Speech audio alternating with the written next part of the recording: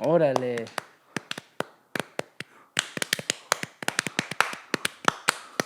This is the sound of the greenhouse, episode 11. Nueva Yorka. Nueva Yorka. This is what happens when you hit past 10 episodes. Wake up in the morning to find something to watch. Wandering my plans and checking on my crimes. Not enough love in the world. Not enough love in the world. The Greenhouse with Goodness and Vic. Nueva Yorka. Elevator up and down and up and down. Elevator up and down. No, keep going, though. Keep going. I think we should just do this for 40 minutes. We should just do it for 40 minutes. What up? Welcome to the greenhouse. My name is Goodness. And my name is Vic. And we made it over the hump. We're past 10 episodes, which means that we can do whatever the fuck we want. Fuck the FCC. Fuck you. Just kidding. I'm just kidding. Ain't no stopping don't cancel us. No stopping. Yeah. No one does it better. We ain't going anywhere. This episode, we're actually going to just be dancing the entire time. Like my uncle used to talk about pop locking, and he would just sit down and like, bum bum bum bam, bam, do, do, do, do, do, do, do, and like, you know, he was a torta, so like he didn't really like shake the curves. He just sat on the couch with his blunt. Yeah. And he just like did the pop lock, you know. So I mean, that's a sick torta move right there. You're not gonna really do a windmill like. If you windmill, there's a lot that's gonna windmill with you. All the tortas. Shout out to all the tortas that can pop. You know what I mean? Torta power. You know, if you could, I ain't getting to the floor. I probably won't get back up. I mean, if I'm going on a crazy day, I do the worm, bro. And then what happens with the worm is you take a nap after. I mean, when I was growing up, when I was like 8th grade, it was like kid and play dancing and shit, you know. It was that style, you know. And then it went back to breaking again. Mm. But yeah, man, we were doing like the running man and shit and. Hey, we actually have to do a whole episode that is just like dance moves. Or chair dancing. Chair dancing. What would be the equivalent of chair dancing now? I don't know, man. But I don't know when I think about it. I think about... All I think about is getting freaked on. What's that one movie where the girl, like, he takes that girl home and she's like dancing outside the car like that, like the commercial? In front of the car? Like in the headlights and shit? Isn't that the one where he also drives away? Or some, I don't know. What movie was that? 40-year-old version or something? Yeah, that's what it is. The bitch is all dancing. She's all like in front of the headlights and shit. Can we show the clip or something? Yeah, we'll put the clip. It's like a little clip right here, and she's like dancing, and then that fool, is it Steve Carell? But also I think they took it out for like a commercial, or like it was like a car commercial or something, like fucking house dancing. Yo, she's all fucking. She was inspired by torta dancing, bro. She actually went and studied all the best chair dancers in the world. Yeah. They're all torta dancers. The DMC fucking air chair dancing competition. I don't know what the fuck. Chair dance competition. Judged by Run DMC and your favorite Theo. Yeah. Like old school Lenny from down the street. Here we are. We're back with another episode, another chance to talk to y'all about some stuff. Just talk about some amazing topics, drink some beer and some tequila, and low key just die on air. You guys can watch us progressively, just get way more wasted. Well, you know, it's honor of my dad. We drink the Cazador. We have to finish a bottle. Órale. And that bottle has to stay full or half full at least. This is the greenhouse dedication tequila bottle. Yeah, it should be full, but we'll start here. We'll start here, and we'll take it progressively. We're not drinking this today. If we drink this today, then we're gonna end up filming 10 episodes tonight. No. And by the end of it, it's gonna be fucking us dancing on top of the table and shit. Fuck chair dancing, bro. I'm just gonna start stripping on top of the table. Doing that fucking dance out the window. Y'all driving down fucking Imperial. Just fucking about to turn Bus Donuts onto the 5, just like. We're listening to some like sick ass house. You know? Fucking gonna go hit the original Tommy's. Yo. The vibes, dude. You know The how vibes. LA, you know how we do. Oh man, it's been hot as hell, bro. How have you been dealing with this heat? Like, have you been holding on all right? Are you like in mostly air conditioned places? A little bit of both. I mean, I don't know. I love the heat.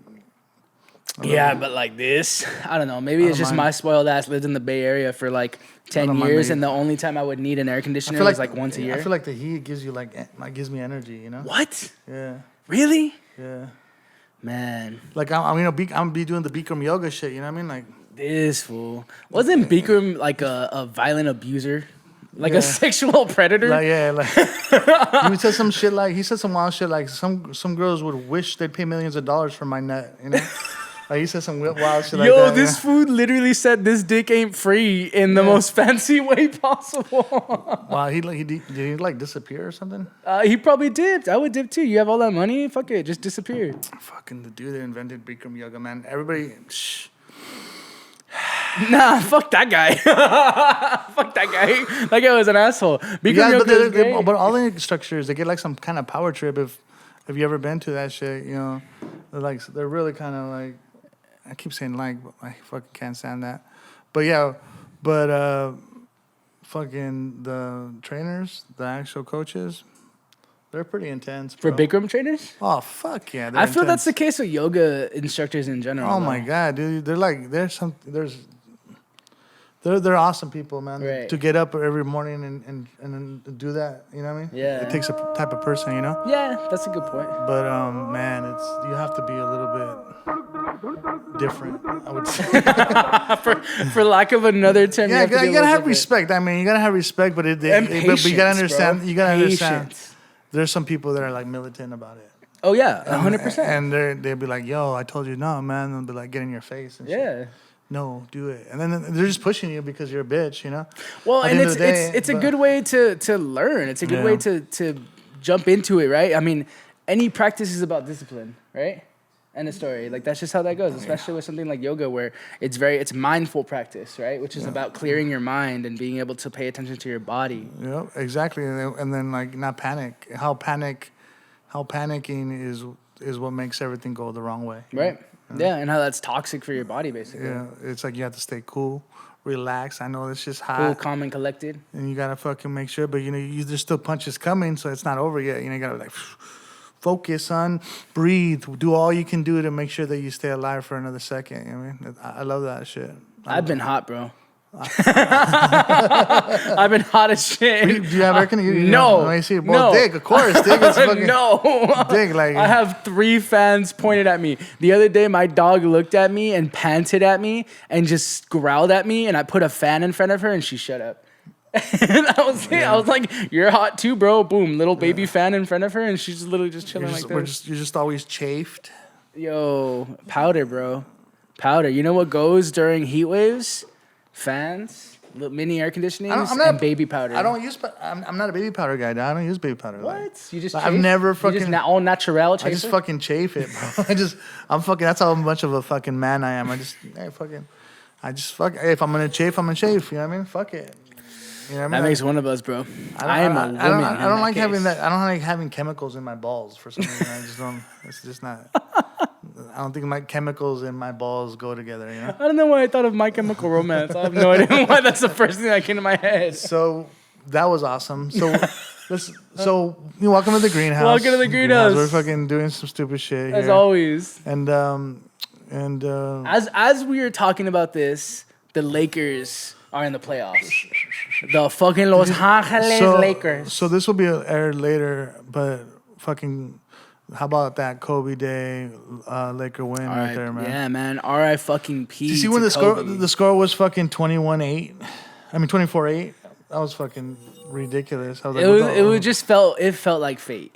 I saw a video. I'm sorry. I saw like a fucking Instagram video where it was like a movie where like a ghost fucking rejects all the balls in the game and shit, and then they made it seem like Kobe was on there, just like Wow. that shit was pretty funny. I mean, I just think about the fact that obviously Kobe was taken from us way too soon, right? Way too soon. You know, amazing short-lived life, but did some amazing stuff, and was such a testament to growing as both a player and an athlete, but also as a person. Yeah. You know what I'm saying? As a person in so many different ways, and it's just amazing to think about his legacy in general, and then the legacy that's left for the Lakers. You know, and we're both Angelinos. We're both, born in LA, born and raised in LA, and we're diehard Laker fans. Yeah, if you're not Raza and you don't like the Lakers, I mean... If you're Raza and you like the Clippers or you like any other fucking team, fuck you. No, it's kind of weird. It's like it's like the Chad Romeros or something like... You know what I mean? Like the Chaz Gonzalez. No, I don't is it the... Because they don't want to be associated with the Raza, you know what I mean? It's the people who, like... This is the people, man. Reject Spanish, and refuse to speak it, and do the whitest accent they can. Yeah, it's cool. It's cool. I take it personal, but yeah, man. It's about hard work. Yeah, and it's about creating. It's not about one person. At the end of the day, when it comes to being a Laker fan, it's about the team. It's about the team. Franchise. Everything. It's the organization. It starts from the top all the way to the bottom. Yeah. Right? And I think we got the best towel boys in the league, bro. Fuck yeah, dog. That dude that fucking wipes up the fucking sweat, dog. That's fucking. He's fucking. He gets paid fucking $400,000 a year. Yeah, you're all peasants compared to that. Yeah, fool. We're all peasants compared to that. He has the wax on, wax off fucking technique. Like he literally learned from Mr. Miyagi. He was he does it. He does it, and people don't understand that. It's all about the franchise. About how the Lakers. It's a legacy, and I think that's why us as hard workers, and you see people like Kobe, and you would see the determination and like his attitude overall, like accomplishing anything that he got in his way, and and then his originality as far as like how he wanted to stand himself apart from everybody else. Right. I think. He was like a superhero for us Latinos, you know what I mean? Yeah, that's what it felt like. That's what it felt like. It felt like someone who could never leave. Someone who was always going to be an icon, a representation of hard work and what hard work can do for you. Yeah, and man, think about living in Los Angeles and getting to see Magic Johnson, getting to see Kareem Abdul-Jabbar, James Worthy, Scott, Byron Scott, being able to see like, people like Kobe, Paul Gasol, Shaquille O'Neal, and just the list goes on of just people that come and played for us that brought us rings and, all day. I mean, we don't have the most rings in the NBA, but we're number 2. Irrelevant. It don't we're even number matter. 2. The Celtics were coming at. We got close. We're inching. We're inching, closer. but 16 rings is pretty much half of the whole NBA we won. Basically.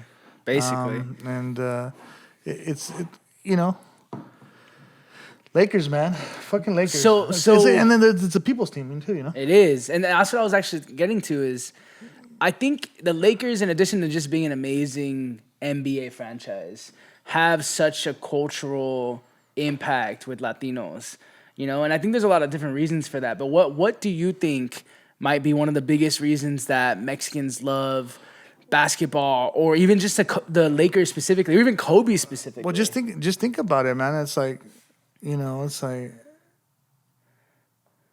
Chick Hearns, like growing up in LA in the 90s and the 80s, and having Chick Hearns call the game and see Jack Nicholson on the like. It was just.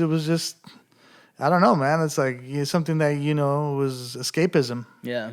And you saw the best athletes in the world, you know what I mean? And that was a time when basketball was starting to grow really big. Right. And if you think about that era from like the 90s, late 90s and all the 2000s, pretty much the Lakers have been there, Yeah. And they've been like a force to be reckoned with. Yeah, and so when basketball was getting at its height, there were the front runners, with the Spurs and teams like that, but we're not going to talk about them. It's all about Lakers, baby. I think there's something to be said, too, when you're thinking about a team and a franchise, and you're obviously their geographical location, right? Being in LA, being one of the most largely Latino populated areas in the US, right? But also thinking about how growing up and watching that and seeing that, inspires some sense of hope, right, and faith. You know, a lot of people coming from maybe underprivileged backgrounds, from marginalized communities, and being able to make it and do something really big.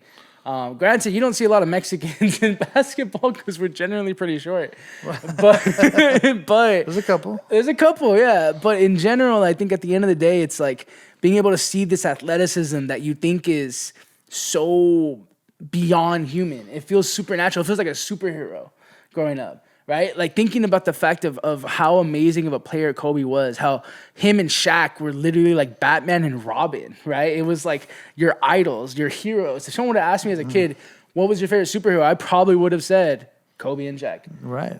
I mean, for sure. I mean, they're definitely superheroes, and you got fucking, same thing with Magic and Kareem, Yeah. In those days, the lake shows, the whole Showtime, you see these Magic Johnson dribbling down the court, this big old point guard, and then you throw these wicked ass passes from down the court, and like, it was just amazing to watch them, and then, and seeing that era, and then being them down a little bit, and then back with the Kobe era and Shaquille O'Neal era and Phil Jackson. But even now, I mean, even between that era and now. Yeah, I mean, you have a development period, right? You got the period where you're building your team, you're building your roster. So, but yeah, and it happens. I mean, sometimes you got to roll with a bunch of smush Parkers just to be able to find, your Paul Gasols and Exactly. Yeah, I mean, Exactly. and like, you're right, LeBron James and everybody to come together, and I mean,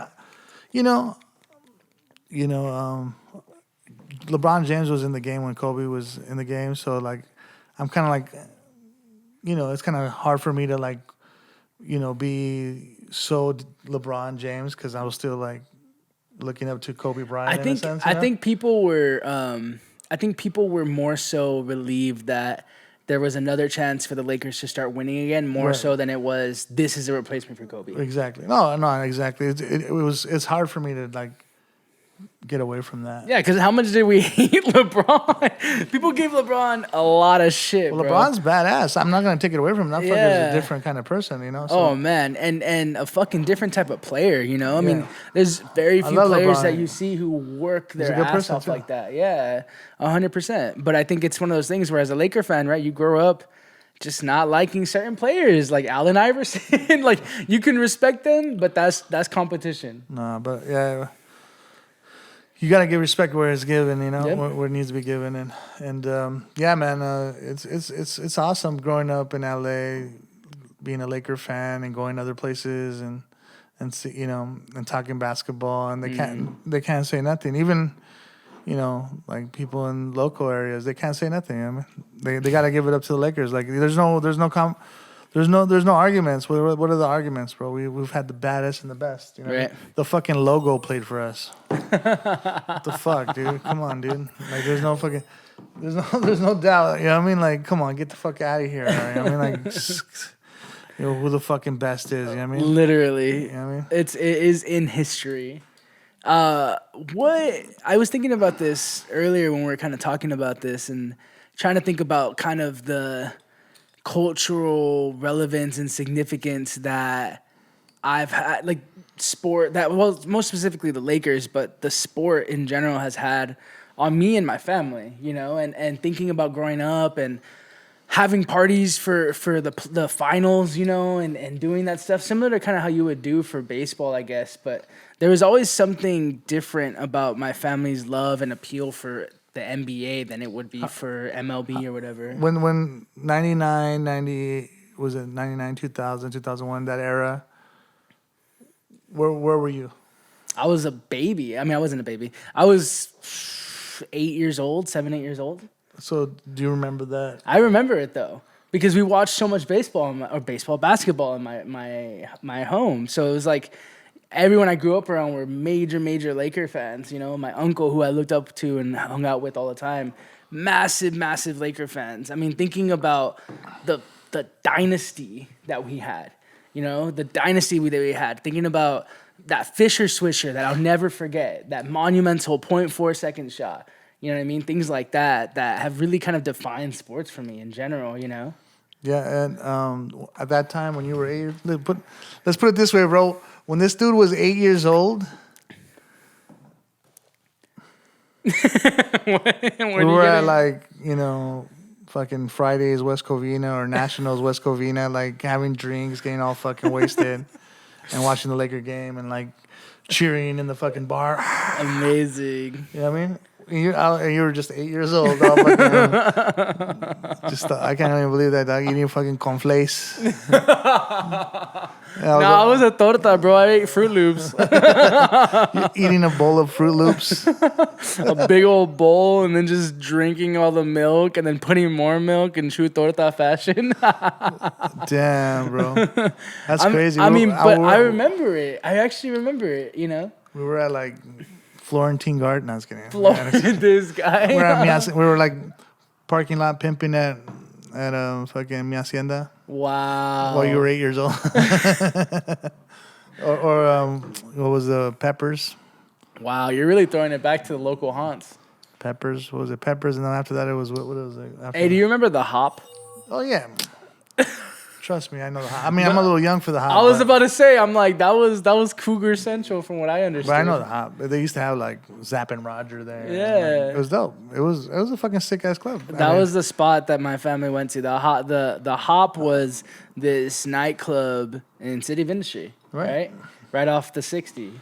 Dude, all the fucking dope clubs were in that area. So I'm growing up right down the street. It was just like, you hit the 60, you can go to Ky-enie. You can go to Peppers. You can go, Damn. You can go to fucking all the bars, fucking Fridays, Nationals. Back in the days in Uptown Whittier, there was like Q's. And like, I think it was like a bunch of bars and shit. It was pretty. Throwback. Just, every day of the week, there was like a different bar or club you can go to, Wow. Yeah. It was happening, bro. But going to the Laker and watching the Laker game, though. That's what I'm saying. That was it. It's Tuesday fucking afternoon, or Tuesday like 6 o'clock after work. Mm-hmm. Everybody just fucking gets ready real quick, goes watch the Laker game. Yep. And we're drinking Jack Daniels and getting wasted. Damn. That was 21 years old right there. Wait, so what's your setting now for watching Laker games? Dude, my setting now is like my son. Like the thing about my son, when I have my son on my lap or on my arms or like just next to me.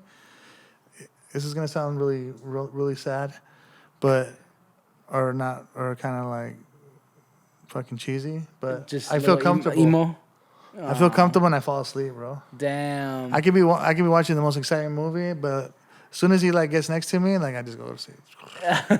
You guys just cuddle up and shit. So you basically have never seen a full Laker game because you fell asleep every time. And my dad and my son would be like, psh, psh, Dad, wake up. I just be like, That's hella cute. So that's your setting. You're chilling on the couch. You got your son chilling next to you. You guys are watching it on the TV. And are you like talking to him about the game? Yeah, and how yeah. to play? He's like walking up and down and like fucking jumping on the couch and shit and like pretending he's like saving the universe. You know what I mean? And then I'm watching the game. I'm like, hey, watch this, dude. And he'll come back and sit down with me. And that's kind of like the setting. What are the questions he's asking you about the game? I ask this because I'm so curious about how, we pass down our interests, right? Culturally, that's the things that Mexicans do. Mexicans, we love stories and we love telling stories and we love being able to tell just memoirs, basically, of our experiences and the things we know and pass that down. That's a part of I think the culture of our storytelling of our ancestors, right? So Chick Hearns, I mean, exactly the way he used to broadcast was just he'd tell you a story and then and it'd be in the play. It was just art. It was like him emceeing. It was straight an MC of the night. Yep. You grab the mic and it was just like it was showtime. Like what up, like the DJ. It's the Laker game's about to start. Get your fucking, all those little phrases like the Jello is jiggling. Like the games, the refrigerator. That becomes so iconic too. Oh man, the mustard coming out the hot dog, all that shit. Like you're just like, whoa, like he's got skills, and no one can get away with doing shit like that nowadays. No, it'd be cheesy. Yeah, it'd be cheesy. I think they'd be bagged on for trying too hard. Yeah. I think when I watch games, and think about it, my setting now is I'm chilling with my puppy, my girl's half paying attention, maybe kind of tuning in every once in a while, mostly scrolling She's through on her TikTok. freaking TikTok. Yeah, she's on her TikTok and shit, just going through stupid videos, trying to show them to me, and I'm half paying attention. We're watching it, and I'm kind of like getting excited, and then when I get excited, the dog's like, and I gets pumped and stuff. My setting before that was with my brother, living with my brother, and we were just sitting there. I mean, we're like hats down watching the game, just super dedicated to the game, like super in it, just like, excited when stuff goes down. And I think it's a trip because these are those moments that you share with the people closest to you, and you share in different places like that, whether it's like viewing parties or whether it's, just being with family or friends and going to a bar or whatever. And I'm thinking about how big of a role this has in the culture in general, in the Latino culture, and how obviously with quarantine and COVID and anything that's changed that whole dynamic. But as we had talked a couple episodes ago, there's still a shared camaraderie with sports. Well, I mean, we're the working class, and when we're working, 60, 50 hours a week, like that's our escape to the world. Right. Is like, it's our entertainment. Either if it's fantasy football or if it's just betting on the game. Yep. Some people don't like the Lakers. Yeah. There's a lot of Laker haters out there. All day, I'm sure. And they'll be like, Especially in Boston. you'll be at a fucking warehouse job, and you're a hardcore Laker fan, and he fucking hates it because he thinks you shouldn't be a Laker fan because Utah is better or something, or they play better basketball or something, and like you have to end up betting him. Yeah. And then All day. And then it turns into a whole competition. Yeah, it just ends up being something that you like have to look up. Look at this dick. He likes Karl Malone. Or whatever. Like it's funny. We have some random people that are like Spur fans or they like the Knicks or something. Like, Dick, you're from fucking Pomona. Dick, how do you like the Knicks? But it's okay. If someone's phone, someone better answer that. Is that someone's baby mama? Just kidding. Answer. Who's baby mama? Yeah, man. I think in general, it's such an interesting experience thinking about how we're kind of going through this stuff now and how we're still sharing the experience together, but it just looks different and it feels different. Yeah, way different. Most people. People still get together, but most people are just chilling like me at the house. So it's kind of keep it. Keeping it low key. Yeah. I try to do minimal as possible. Yeah. Keep it. I have to do what I got to do, but I do it low key. Exactly. And then just go back home. Exactly. Right now is not a time. Like, I think I was telling like this is like the era where kids like tell on themselves and just like I don't know. Like everybody they're just going too fast, Right. Nobody's thinking, Yeah. and everybody's thinking about me, Yeah. I saw a dope phrase where it said something like, it was like Bob Marley is like, the thing with people today is that nobody respects good people, they just use them. Mm. You know what I Yeah. No. And it's pretty whack when I see that on a daily. Yeah, because it's community, right? All this stuff takes a village. The reason why sports, why events, why all these different things are so important is because they're shared experiences, and it takes a village, right? Mm-hmm. It 100% takes a village to do anything, to build something, to grow something, to work on something. Even if you do it yourself, it's still a village behind you, the village of people who have uplifted you to get you to where you're at now. Right. You know what I'm saying? So I don't think that's a good feeling or experience for anyone, in isolation and circumstantial, places like now where you're more or less dealing with. But back to the beginning, you have to be, in a time of pressure, you have to be calm. Namaste. You have to be laid back and you have to be still. And you have to remember to breathe. You know what I mean? It's the truth. It's tough times, but you can't make any sudden moves right now. You have to stay on that fucking stance. Stay disciplined. Yeah, remember. And If I start thinking too much, You remember lose just the focus. remember focus and breathe. And don't doubt yourself. True. You know what I mean? Fuck what everybody says. People think I'm mean or I'm being a hard ass, but I'm trying to share love. Yep. and it's not a fucking easy job. You know what I mean? Yep. And that's why we're here. That's, once again, as always, water the plants, building, growing, being able to create something to last years and beyond us and grow beyond us, right? Of course. To give back to the artistic community around us and beyond. Kick something that means something. Exactly like this. I got you. Big time. And Well, we need to take a shot. Fuck this. We need to take a shot. whew, all right, we'll take a shot before we We'll jump wrap into this artist up. previews. We love the Lakers. Fuck you. All right. That's it. End of story. Everybody else, fucking. How can you not be Mexican and like the fucking Lakers? You know what I mean? And living in California with Chick Hearns and fucking the Forum and fucking Staples Center. Wow, the and fucking, Forum. and fucking just all the greatness, all the championships, all the fucking playoff wins, all those fucking buzzer beaters. Man. You know, like, you know, you just It's a legacy. it's something that you're never gonna ever forget, and those are like moments in history where you'll remember. Yo, that day when you know Derek Fisher hit that fucking 3-point that shot, Fisher Swisher, the Fisher bro. Swisher you said, I could pinpoint it to a day where something happened in my life, you know, because of those moments, you know. Yep. I can remember the smell. I can remember all of that. How can you not be a fucking Laker fan if you lived in that era? Yep. So here, this is salute for your pops, but for the Lakers, in taking this season, this series. Also, people are talking about how this series doesn't count. Yeah. That's some bullshit. Well, they said it's the summer league. Bro, these guys are still risking their lives during COVID, not seeing their family, not seeing people around Being them. in the bubble, what do you think it's working or what? I mean, it has to be. Yeah. It has to be. If you are respecting the bubble, then it has to be working. By Right. design, it should work. What about that one dude that went to Magic City just to get one in real quick? He missed a couple games, you know? Yeah. And then right now the Clippers are hurt. I mean, this is taped earlier, so Yeah. I mean, Clippers, I just saw right now the score. They were kicking ass, so they might go up 3-2. I don't know. I haven't checked, but so before you know it, I mean, it's gonna be Clippers, and they're gonna have to go up another Utah team. Wow. And a bunch of white boys too that can shoot the three. Like that's their kryptonite right now. Literally. White boys that can shoot the three, you know. And it looks like Utah's gonna. Bro, win that's that. my kryptonite, bro. Because they play all fundamental and shit. Like I'm like, what the fuck are they doing, dog? They're so bright, bro. Oh, God. The light Why don't they just shoot the ball? Like, why are they running formations?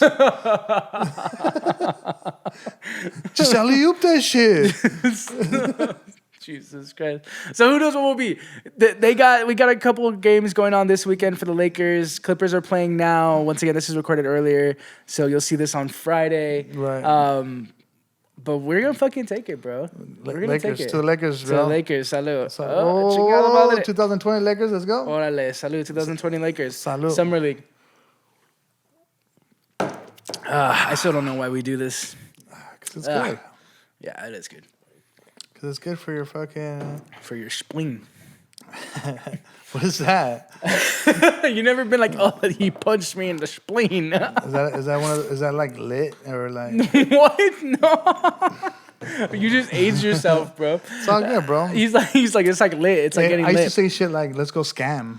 That makes sense. Yeah. I've heard scamming. Oh, you're a scam. Scam and jam, bro. That's the old school shit, though. That's like oh, let's go scam behind the multi-purpose room. The okay, oh, shit. Well, when you go that far, bro, that's how you start to show your age. Yeah. Well, here we are. We got another amazing set of artists that we're going to be featuring this week.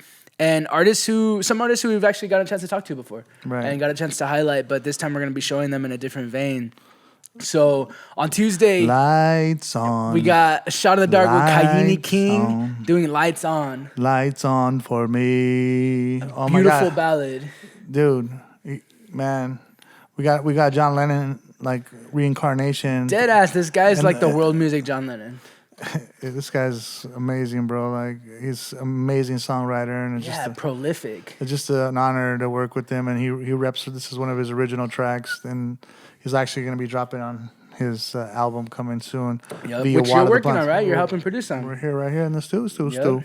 Right here in the stew. making some magic happen. Not only making these amazing videos, but also bringing artists into our residency, into our incubator. And Yeah, he was one of the dudes that made it. yeah, And, we only choose a couple artists, only not even less than a handful of artists. Yeah. So we got some shit coming for you soon. So Hell yeah. it's the whole. We're gonna be showing you the behind the scenes of all these new albums coming out. Yep. But Ky-enie is one of the ones right here, and Light On is actually Lights On is gonna be one of the songs on the album. So so you get a sneak peek here on a Shine in the Dark acoustic live set, and I can't wait you to hear the finished version. And it's beautiful, like entrance into the song, because this is the most stripped down raw version of it. Right, this is like vocals front and center, lyrics front and center, and it's an uplifting, inspiring, enlightening song. Great songwriter, and you could tell he's got a vibe, bro. My son loves him. Like when I play his music, he gets excited and he sings the songs all day. Oh yeah. There's something about his songwriting that's very contagious, Yep. and it's I want to keep watering that plant right there, and you're gonna see a beautiful, enchanting performance by Ky-enie, and check it out. You'll go to the link. Hell yeah. Tuesday, scope it out. It's a Shot in the Dark. Ky-enie King. I'll be talking to him. We'll be Lights vibing. On. Yes, sir. Then on Wednesday, we got a live at Growtown with Malou Toler doing Dahan-Dahan. And Dahan-Dahan, I had to look it up, but it means slowly. Slow. And dude, Malou Toler's She's a rock star. She's a Filipino rock star, bro. She knows how to command a crowd. She knows knows how Jane Bon Jovi. She knows how to get on stage and show you that she can command the stage and the mic, which is something that a lot of artists who have been around for a long time can't do. And she comes in and she does an amazing job. She commands the stage. She rocks out. She plays. She sings. She sings. Like, she goes in on this track. And it's one of those things where you get a chance to see her and her friend. It's the Friends of Mine band. Really go out there, show their instrumentation, show their musicality, and be able to really just highlight all of their talents. But I mean, and from the last time we talked to Malou, this is something that you can't deny. She definitely is a force to be reckoned with. 100%. Everybody gets the shot in the dark. Everybody. Shot in the dark. And Malou will be the first person to remind you that she's a rock star. So you better know it now. She's a rock star. Well, but it's a live at Growtown, but everybody gets a shot. But everybody gets a shot in the dark, and she was so dope that we gave her a live at Growtown. She did two live at Growtown. Oh, she did, huh? Yeah. She's killing it. Dude, go check her out, bro. She's inspiring for anybody that's a woman trying to follow your dreams. Be a rock star. This is your idol. This is your idol right here. You're welcome. You're welcome. They're not going to say thank you. That's on Wednesday. Live at Growtown with Malou Toler doing Dahan-Dahan. And then on Thursday, we got a Shot in the Dark with J. Ross doing Web 2.0. And this is an original. And it kind of feels like a freestyle, but it's really just the way that she kind of flows, the way that she vibes, And Whittier. Oh, Whittier. Wow. Okay. That makes sense. J. Ross. I like it. And it's... Shout out to the Overgold crew and everybody. It's hard as fuck. Yeah, it's a hard as fuck song. She's been around. She knows her thing. She's got chops. And remember, Shot in the Dark is all stripped down. It's all live. There's no pre-recorded. There's no backing tracks. There's no overdubs. There's no Dilla beat. Nothing. It's all. So in this, for a rapper, it's all a cappella, right? So this is really your chance to see. All right, you may be able to command a stage. You may be able to have a live presence, but can you fucking go bars on bars straight with the mic? How about that one MC that did all right, during the whole night, like he did, like I was like, yeah, okay, I can fuck with this, and then he gets a little bit overzealous and he goes, all right, drop the beat, I'm gonna go a cappella. You're talking about 8 Mile, bro? Eminem? nah, but like, they'll go a cappella and then everybody just starts leaving and shit, like, and you just hear cars going out way. And this fool's still going on stage. I fucking wild, fucking drinking Modelo Special. This is not the case. This is the opposite of that. This is the opposite of that. She does a great job. Well, I mean, you'll see it. Go check it out. Check it out. Thursday, that's a Shot in the Dark with J. Ross doing Web 2.0. So a bunch of amazing artists. Once again, as always, every week, Tuesday, Wednesday, Thursday, and then Friday, yours truly coming to your screens, all 5 million of you watching our videos every week. Greenhouse every Friday. I think it's time. It's time for that. Diiick of the week. You want to announce it? Fucking Clipper fans. Fuck you. Fuck you, Fuck bro. you. Fuck Fuck you. Clippers fans. Listen. Fuck you. If you live in LA, and you've actively chosen to be a Clippers fan, you're like literally weighing the pros and cons. You're like, put a picture of fucking Clipper Dale there. Clipper, Laker, Clipper, Laker, and you're like, on. Clipper. Fuck you. Fuck you. You know, Clipper games. No, Laker games. You know, sold out every week. You know, every game. Can't even get in there. You know, you could. You just walk up. So the way to go to a Laker game is. Oh, he's throwing secret tricks here. So This you is just go get the scalpers. tricks. You walk in, you get a scalper, you get a couple of tees, you got a decent price. And you gotta hustle them though. Yeah, you gotta hustle them. You negotiate your way down. Nah, bro. Boom. No. Get Hey, you the need a tickets. ticket? How much a ticket? 25? No, bro. 15. No, bro. 15. And you get in the game, right? And that's how you do it, you know? But you have to go like after the first quarter, you know? Yeah. And then that way, you know, you get to go in for a good price. Because they're not going to give them away, you know? So that's how you do it. But sold out every week, you know what I mean? And I think like Clipper games are more for like office giveaways and like for deadbeat dads that can't really afford to take their sons anywhere. So it's just like... Who's that deadbeat? It's a deadbeat dad who tries to be a good dad. I wanted to go to the Laker game, Dad. It's okay, we're going to go to the Clipper game. They're playing. Lakers ain't worth 120 for these seats. Shut up, we're going to Clipper game. They paid me to go to the Clipper game.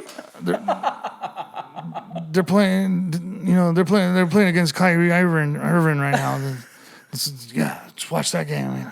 Watch him. He's got a good jump shot. Yo, if you're really actively a Clipper fan, I'm just embarrassed. You're a Clipper fan, so you can go see the other teams at a cheap price. Yeah, you're you're actually not even a Clipper fan. You're a fucking you're an NBA fan. You're a New York Knicks fan. Like he wears the jacket. Like the Clipper fan wears the jacket with all the teams on it.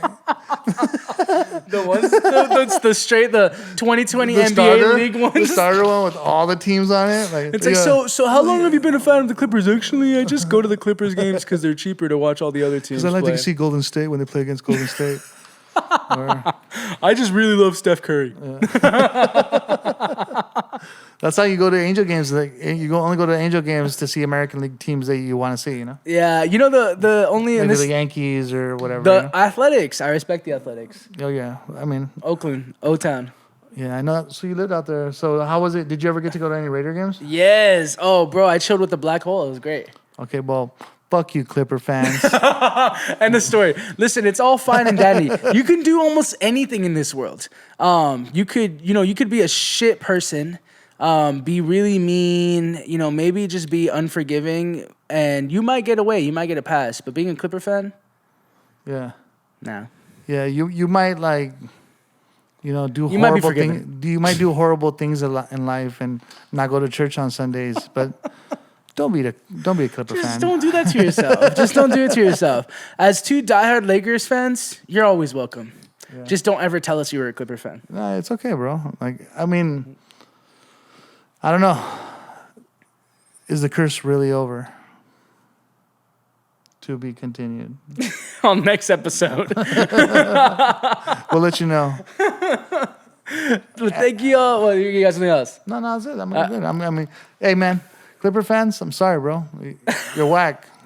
And you're annoying. Like, you're a shitbag. Yeah, like, no one cares. We're not even thinking about you, bro. We only dedicated a whole segment to them. We're not even thinking about you, bro. Like, we're trying to figure out how to beat the Spurs, Like... And we do. Oh, so my God. Every time. Thank you all for tuning on in. This is The Greenhouse, episode 11. My name is Vic. I'm Goodness. And until next time, every Friday, Greenhouse. Keep growing. Water the plants. Let's do this. We'll catch you all next week. Fuck the Clippers. Everybody clap your hands. Don't even get me started, bro.